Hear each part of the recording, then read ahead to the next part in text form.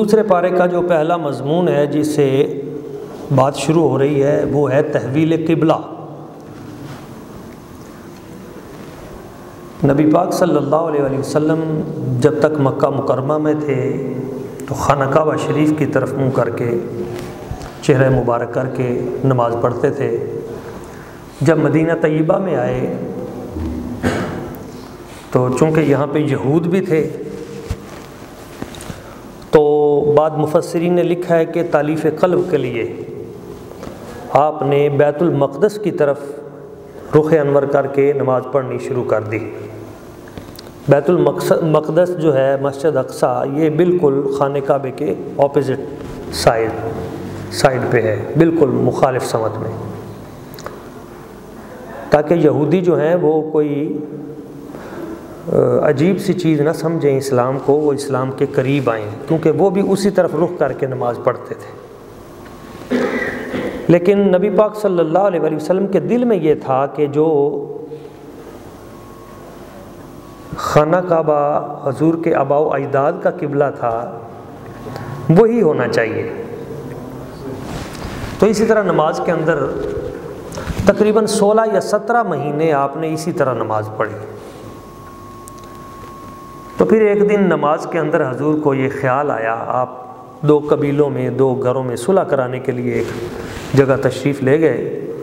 تو وہاں پہ ہی مسجد تھی، وہیں پہ آپ نے نماز شروع کی، اور نماز میں خیال آیا کہ قبلہ وہ ہو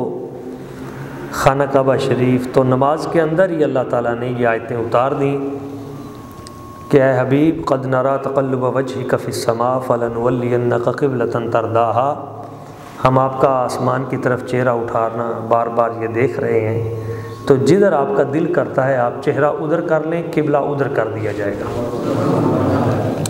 تو یہ تحویل قبلہ کا مضمون ہے، اس میں بہت سارے مضامین ہیں۔ یہیں پہ مقصد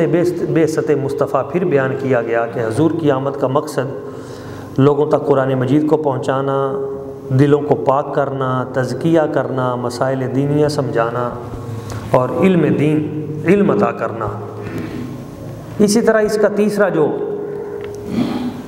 اس پارے کے اندر موضوع وہ شہداء کی زندگی کے حوالے سے ہے۔ یہ قرآن مجید اس کا دوسرا رکوع ہے اور آگے سے یہاں سے شروع ہو رہا ہے اگلا رکوع۔ اے ایمان والو، صبر اور نماز کے ذریعے مدد چاہو، بے شک اللہ صبر کرنے والوں کے ساتھ ہے۔ وَلَا تَقُولُوا لِمَنْ يُقْتَلُ فِي سَبِيلِ اللَّهِ أَمْوَاتٌ، اور جو لوگ اللہ کی راہ میں شہید ہو جائیں، کٹ جائیں، انہیں مردہ مت کہو، بل احیاء، بلکہ وہ زندہ ہے، وَلَكِنْ لَا تَشْعُرُونَ، لیکن تمہیں شعور نہیں ہے، تم سمجھتے ہو کہ گردن کٹی ہوئی ہے تو زندگی کہاں ہے؟ تو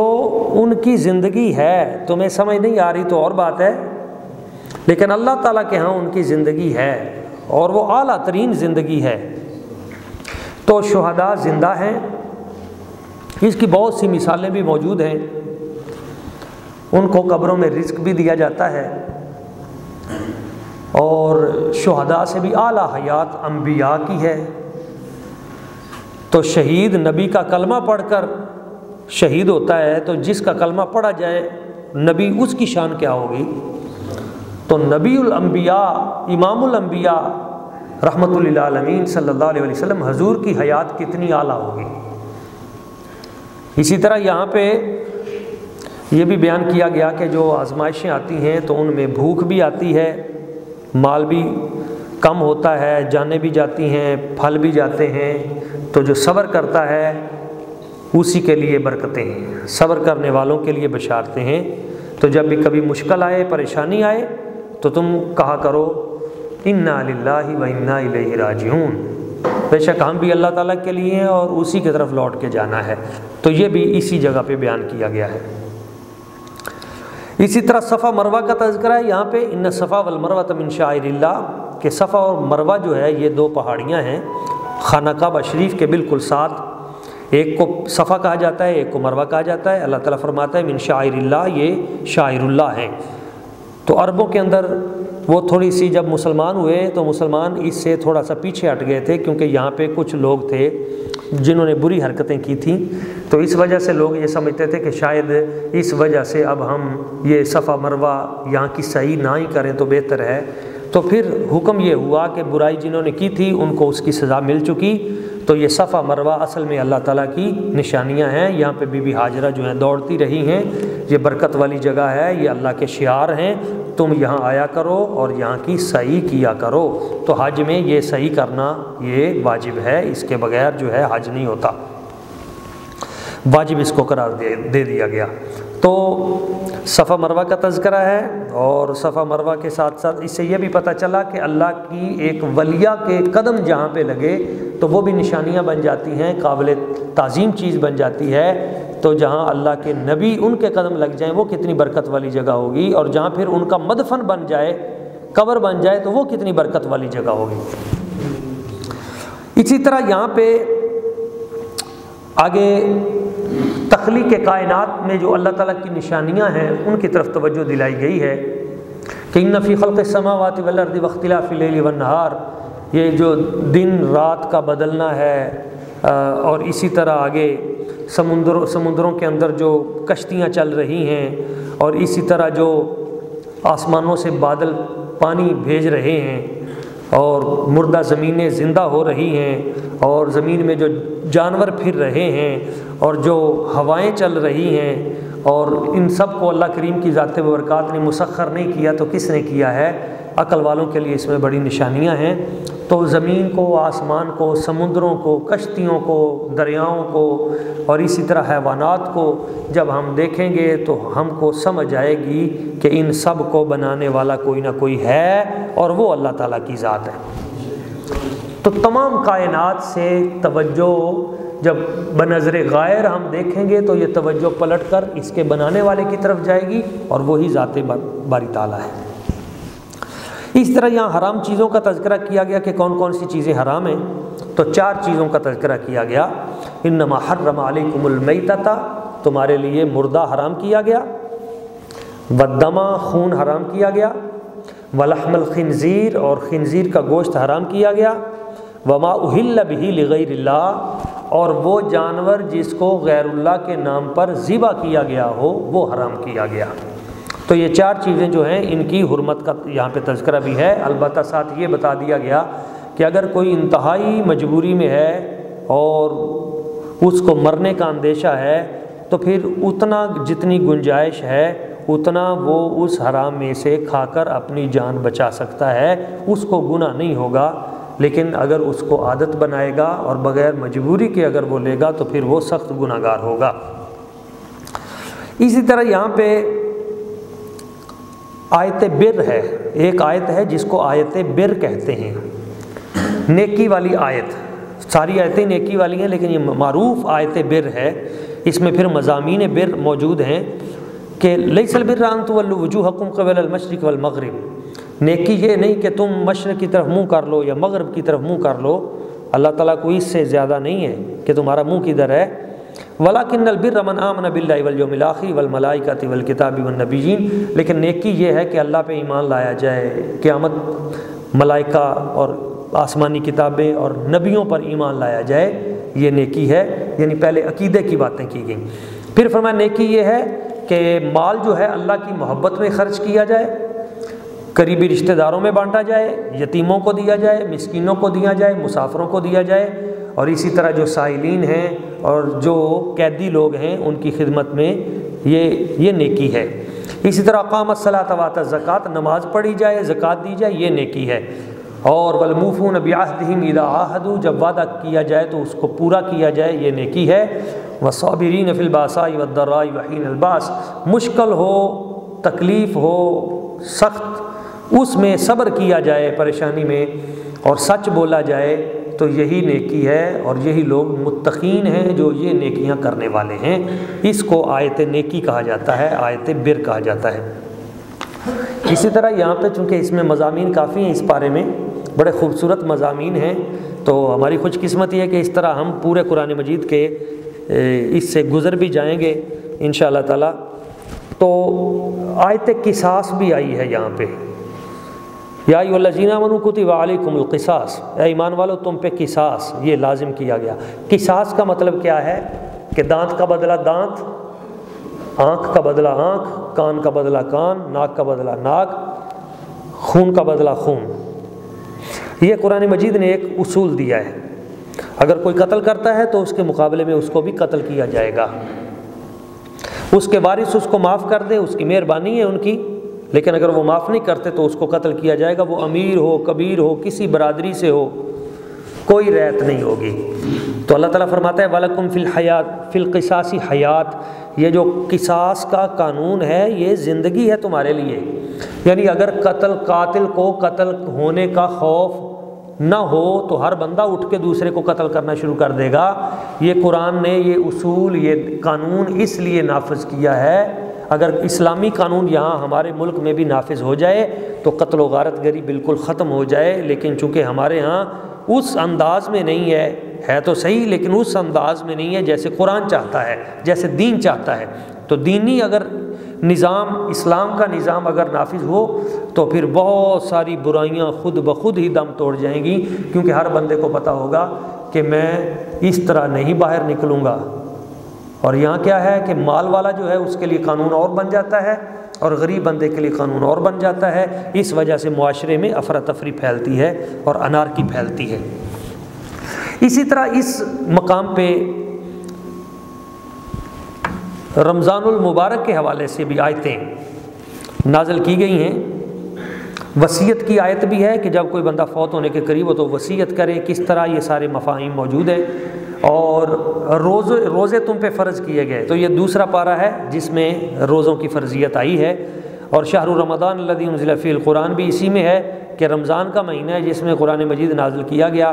اور اسی طرح یہ ہے کہ جو کوئی مریض ہے یا مسافر ہے، ان دونوں کے لیے گنجائش ہے کہ وہ بعد میں روزے رکھ سکتے ہیں۔ اس طرح وہ عورت جو پریگننٹ ہے اور وہ خاتون جو ہے اپنے بچوں کو دودھ پلاتی ہے تو وہ ان ڈلیوری کے دنوں میں یا بچوں کے دودھ پلانے کے اس دورانیے میں اس کو شریعت نے گنجائش دی۔ اسی طرح اگر ان کے مخصوص ایام ہیں تو ان میں روزے جو ہیں وہ ان کو چھوڑنے کا حکم ہے، وہ بعد میں روزے رکھ سکتی ہیں، البتہ نمازیں ان کو معاف کی گئی ہیں ان دنوں کی۔ اسی طرح یہاں پہ بندے کو یہ بھی کہا گیا ہے کہ وَإِذَا سَأَلَكَ عِبَادِي عَنِّي فَإِنِّي قَرِيبٌ، اے حبیب جب کوئی آپ سے میرا پوچھنے کے لیے آئے تو بتا دو کہ میں قریب ہوں، اسے پریشان ہونے کی ضرورت نہیں، رب قریب ہے۔ اس طرح یہیں پہ اللہ تعالیٰ یہ بھی فرماتا ہے کہ جو مجھ سے دعا کرتا ہے میں اس کی دعا کو قبول کرتا ہوں۔ أُحِلَّ لَكُمْ لَيْلَةَ الصِّيَامِ الرَّفَثُ إِلَىٰ نِسَائِكُمْ، اسی طرح رمضان کی راتوں میں یہاں پہ اجازت دے دی گئی کہ رمضان کی راتوں میں آپ کھا پی سکتے ہیں اور مباشرت کر سکتے ہیں، نیکی جو ہے دیگر امور جو ہیں وہ بھی کر سکتے ہیں، اپنی بیویوں کے پاس جا سکتے ہیں، اور ان کا لباس تمہارا لباس ہے، تمہارا لباس ان کا لباس ہے۔ یہاں پہ ایک دوسرے کے حقوق جو ہیں وہ بھی بیان کیے گئے ہیں، اور عزت افزائی یوں کی گئی ہے کہ ان کی عزت تمہاری عزت ہے اور تمہاری عزت ان کی عزت ہے۔ اور یہاں پہ یہ بھی بیان کیا گیا ہے کہ وَلَا تَأْكُلُوا أَمْوَالَكُمْ بَيْنَكُمْ بِالْبَاطِلِ، تم اپنا جو مال ہے اس کو غلط طریقے سے نہ کھاؤ، یعنی باطل طریقے سے پیسے نہ کماؤ، فراڈ نہ کرو، دھوکہ نہ کرو۔ وَتُدْلُوا بِهَا إِلَى الْحُكَّامِ، کچھ لوگ حاکموں کے پاس جا کے دلالی کرتے ہیں۔ تدلو کا مطلب دلالی کرنا، رشوت لے کر لوگوں کے کام کرواتے ہیں، تو یہ تم رشوت خوری، حرام خوری یہ بند کر دو، اور رشوت لے کر لوگوں کے کام کروانا یہ بہت برا عمل ہے۔ یہاں پہ بیان کیا گیا ہے کہ اللہ تعالیٰ فرماتا ہے جو تم کام کرتے ہو یہ سب میں جانتا ہوں، ان چیزوں سے اپنے آپ کو روک کے رکھو۔ تو ان چیزوں پہ اگر ہم عمل کریں تو ہمارے معاشرے سے ہر طرح کی یہ رشوت خوری، حرام خوری اور یہ چیزیں ختم ہو سکتی ہیں۔ اسی طرح حج کے حوالے سے یہاں پہ گفتگو کی گئی ہے، جہاد کے حوالے سے گفتگو کی گئی ہے کہ تم پہ جہاد فرض کر دیا گیا ہے، اور جو تم سے لڑتے ہیں تم ان سے لڑو۔ وَقَاتِلُوا فِي سَبِيلِ اللَّهِ الَّذِينَ يُقَاتِلُونَكُمْ وَلَا تَعْتَدُوا، اللہ کی راہ میں ان لوگوں سے قتال کرو جو تم سے لڑتے ہیں، اور حد سے نہ بڑھو، یعنی اتنی زیادتی نہ کرو، جس طرح وہ تم سے پیش آتے ہیں تم اس طرح پیش آؤ۔ اسی طرح یہاں پہ آگے حرام مہینے جو ہیں کون سے ہیں ان کا تذکرہ کیا گیا ہے۔ حرام سے مراد یہ نہیں ہم کہ ان مہینوں میں کھانا پینا حرام ہے، مراد یہ ہے کہ وہ حرمت والے مہینے ہیں، جیسے مسجد حرام، حرمت والے مہینے وہ خاص مہینے ہیں، 4 مہینے جو حرمت والے ہیں، حج والے مہینے بھی ان کو کہا جاتا ہے، حرمت والے مہینے بھی کہا جاتا ہے، حج والے 3 ہیں وہ 4 ہیں۔ تو وہ کون سے مہینے ہیں؟ وہ شوال، یہ عید کے بعد جو شروع ہوگا، ذیقعد، ذوالحجہ، ذیقعد، ذوالحجہ، محرم اور ایک رجب کا مہینہ،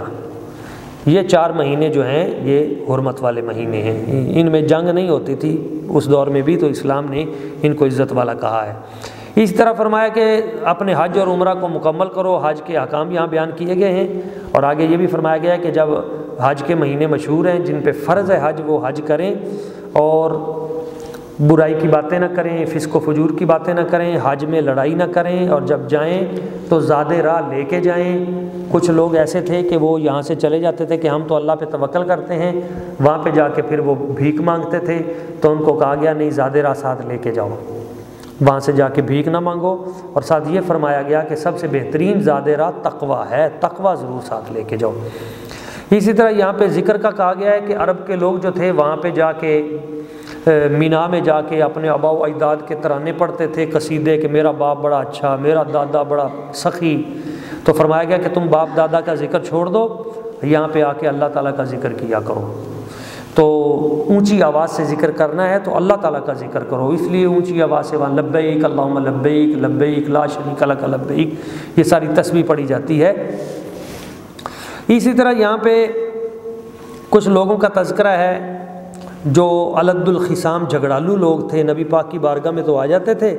اور بڑی میٹھی میٹھی باتیں کرتے تھے، لیکن باہر جا کے فتنہ پیدا کرتے تھے۔ تو اللہ تعالیٰ کی ذات و برکات نے ان کی مذمت کی ہے کہ جو اس طرح کی حرکتیں کرتے ہیں۔ شراب اور جوئے سے بچنے کا حکم یہاں پہ دیا گیا ہے۔ شراب اور جوا جو ہے، یسألونک عن الخمر والمیسر قل فیہما اسم کبیر، یہ بہت بڑا گناہ ہے، ان سے بچنا ہے۔ اسی طرح یہاں پہ نکاح کے مسائل بھی بیان کیے گئے ہیں کہ مشرکہ عورتیں جو ہیں ان سے نکاح نہ کرو،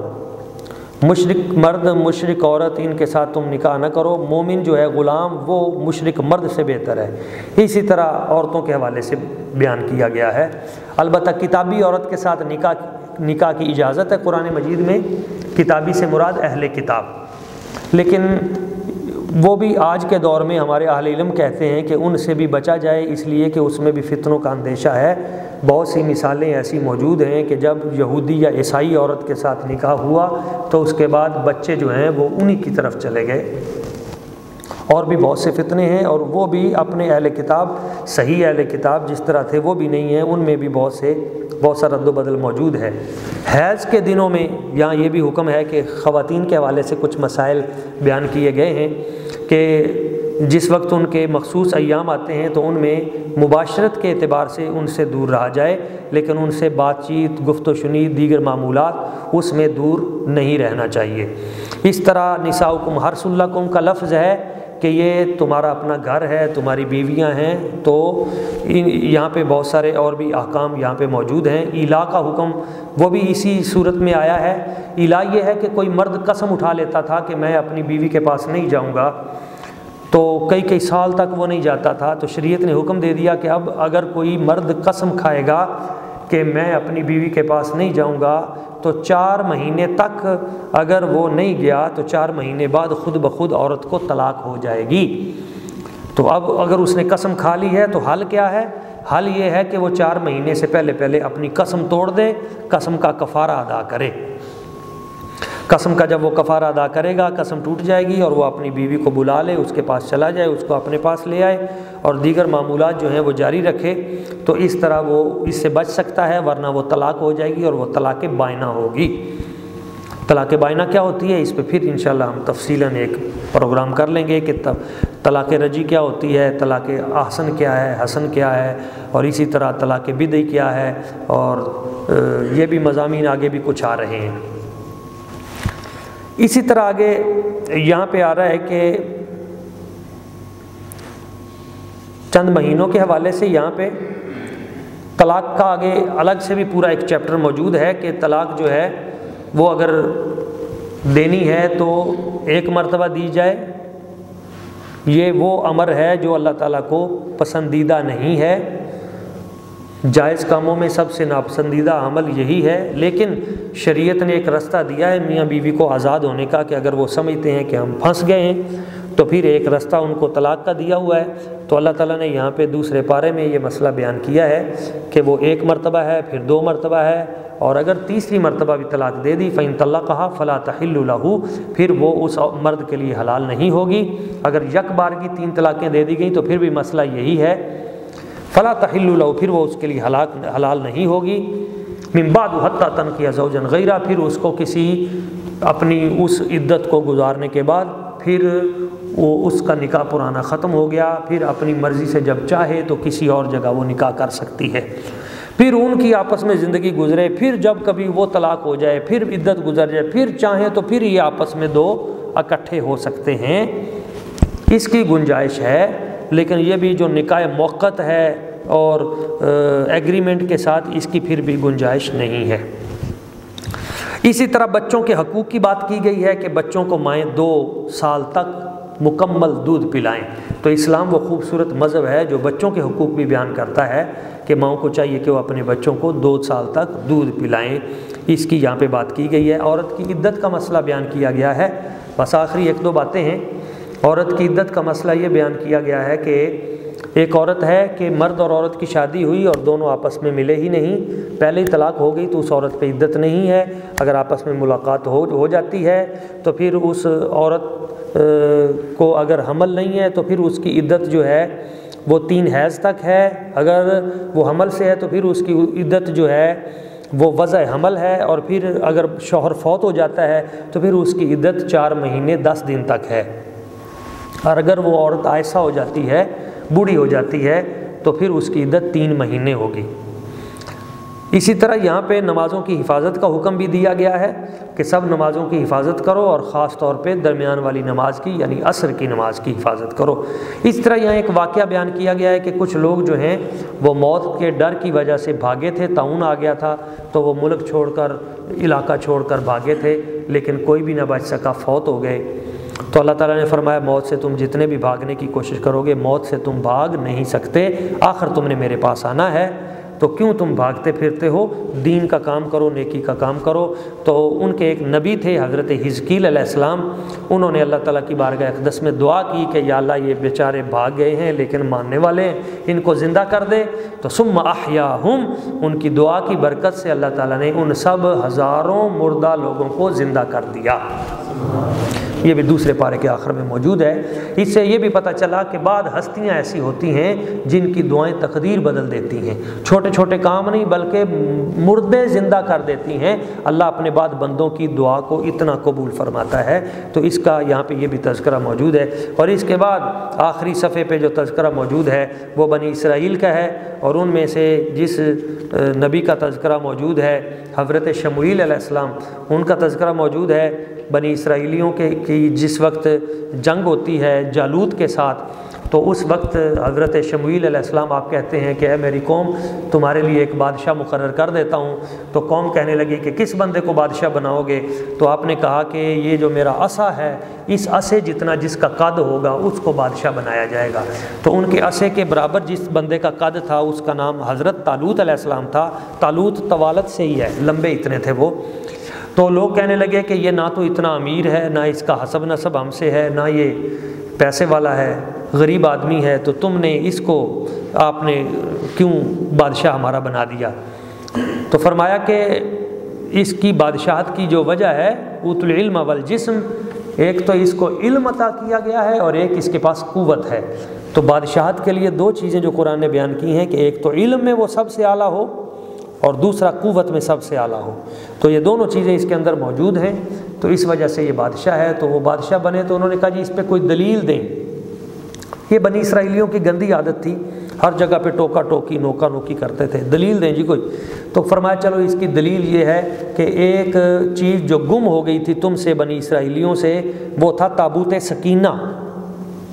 تو وہ تابوت سکینہ جو ہے وہ واپس تمہیں مل جائے گا، یہ اس کے سچے ہونے کی دلیل ہے۔ تو وہ تابوت سکینہ ایک تابوت تھا جس تابوت کے اندر فرعون من آل موسیٰ، قرآن مجید میں ہے کہ یأتیکم التابوت فیہ سکینۃ من ربکم وبقیۃ مما ترک آل موسیٰ وآل ہارون تحملہ الملائکہ، کہ اس میں تبرکات تھے آل موسیٰ کے، آل فرعون، آل ہارون کے، آل حضرت ہارون علیہ السلام، ان کی کچھ چیزیں موجود تھیں، حضرت موسیٰ علیہ السلام کا عصا اس میں موجود تھا، نالین موجود تھے، اسی طرح انبیاء کرام کی تصویریں موجود تھیں، اور بڑی بڑی برکت والی چیزیں اس کے اندر موجود تھیں، اور حتیٰ کہ اس صندوق کے اندر وہ جو من نازل ہوتا تھا نا، من و سلوہ، وہ بھی تھوڑی سی موجود تھی۔ تو جس وقت وہ صندوق ان کے پاس آ جاتا تھا تو پھر بنی اسرائیلیوں کو کبھی جنگ میں شکست نہیں ہوتی تھی، تو وہ کہتے تھے ہم جالوت سے لڑیں گے تو ضرور، پر کوئی نشانی دو، تو کہا وہ جو تابوت گم شدہ تھا وہ تمہیں مل جائے گا، تو وہ مل گیا۔ عمالقہ لے گئے تھے، عمالقہ نے ان تبرکات کے ساتھ زیادتی کی، تو پھر وہ تباہ و برباد ہوئے، پھر انہوں نے واپس وہ تبرکات کر دیے ایک بیل پہ، اور وہ ان کی بستی میں آ گیا۔ وہ جب صندوق واپس پہنچا تو ان کو یقین ہو گیا کہ واقعی یہ جو ہمارا بادشاہ بنایا گیا ہے سردار، یہ صحیح ہے۔ تابوت سکینہ آج بھی غائب ہے، اور آج بھی یہودی جو ہیں وہ تابوت سکینہ کے چکر میں وہ مسجد اقصیٰ کے اوپر حملہ کرنے کی کوشش کر رہے ہیں، اور ان دنوں میں بہت زیادہ تابوت سکینہ کی باتیں یوٹیوب پہ اور اس طرح چل رہی ہیں کہ فلاں جگہ پہ مسجد اقصیٰ کے نیچے فلاں مقام پہ وہ پڑا ہوا ہے، جس دن ہمارے پاس آ گیا اس دن ہم فتح حاصل کر لیں گے۔ یہ ان کی خام خیالی ہے۔ فتوحات کا تعلق جو ہے وہ اللہ تبارک و تعالیٰ کی ذات ببرکات کے فضل کے ساتھ ہے، لیکن تبرکات کے ہم قائل ہیں۔ ہم نبیوں کے جسموں کے ساتھ جو کپڑا لگ جاتا ہے، جو عصا ہوتا ہے، جو چیزیں ہوتی ہیں، ہم ان کے تبرکات کے قائل ہیں، اور قرآن مجید میں اس کا تذکرہ موجود ہے۔ بہت سے لوگ ایسے ہیں جو نبیوں ولیوں کے تبرکات کے قائل ہی نہیں، وہ کہتے ہیں کوئی فائدہ دینے والی چیز نہیں ہے، لیکن قرآن کی یہ آیت بتاتی ہے کہ اس کو فرشتے اٹھا کے تبرکات کو لے کے آ رہے تھے، تو اس کا مطلب ہے کہ وہ بہت برکت والی چیزیں ہوتی ہیں۔ تو پھر یہ کہا گیا کہ حضرت شمیل علیہ السلام نے، جناب طالوت علیہ السلام نے یہ حکم دیا تھا کہ تم یہاں سے گزرو، اور یہ آگے نہر آ رہی ہے، اس نہر سے تم نے پانی نہیں پینا۔ تو 70,000 کے لگ بھگ تھے، اگر تم پانی پیو گے تو تم آگے نہیں جا سکو گے۔ فمن شرب منہ فلیس منی، جو اس سے پانی پیے گا ہم سے نہیں ہے۔ تو ہوا کیا کہ وہ لوگ جو تھے انہوں نے کہا ہم تو پانی پئیں گے، اور جس نے بھی پانی پیا اس کا معدہ خراب ہوا، اس کی طبیعت خراب ہوئی، اس کی شکل بگڑ گئی۔ اور جو آپ کے ساتھ مخلص لوگ تھے انہوں نے پانی نہیں پیا، اور وہ ان میں ایک ہستی تھی حضرت داؤد علیہ السلام کی، اور یہی وہ داؤد علیہ السلام تھے جنہوں نے اس جالوت بدبخت کو قتل کیا، اور پھر اس کے بعد پوری کی پوری جو بادشاہت تھی وہ بادشاہت حضرت داؤد علیہ السلام کو عطا کر دی گئی۔ اور پھر حضرت داؤد علیہ السلام کے بیٹے حضرت سلیمان علیہ السلام وہ خلیفہ اللہ بنے، اور پھر ان کے پاس وہ بادشاہت آئی۔ تو اس میں ایک ہمارے لیے پیغام موجود ہے کہ نبیوں کی جو وہ 70,000 کے لگ بھگ میں سے جو باہر نکلے تھے نہر پار کر کے اور لڑنے کے لیے میدان میں، ان کی تعداد 313 تھی، صرف اتنے تھے۔ تو جو نبیوں کی باتوں کو مانتا ہے، جو اپنے حاکم وقت کی بات کو مانتا ہے، حقیقی جہاد کے جو علمبردار ہیں ان کے پیچھے چلتا ہے، تو آخر کار اللہ تعالیٰ انہیں فتح دے دیتا ہے۔ تعداد اگرچہ ان کی تھوڑی بھی ہو لیکن فتح دینے والا اللہ ہے، اور جو ان کی حکم کی خلاف ورزی کرتا ہے، کٹ حجتیاں کرتے ہیں، تو وہ پھر کبھی کامیاب نہیں ہوتے۔ اس میں ہمارے لیے پیغام ہے کہ ہم اللہ رسول کے ساتھ جڑ جائیں، ان کے احکامات کے ساتھ جڑ جائیں، دین کو مضبوطی سے پکڑ لیں، اور جو دین کا خوبصورت جو اونٹ کی کوہان کی طرح مضبوط چیز ہے جہاد، جد و جہد، اس کے عمل کو جاری رکھیں۔ اللہ کریم کی بارگاہ قدس میں دعا ہے کہ جو چند چیزیں بیان کی گئیں دوسرے پارے کی، ہمیں سمجھنے کی، ان باتوں پہ عمل کرنے کی اور آگے پہنچانے کی توفیق عطا فرمائے۔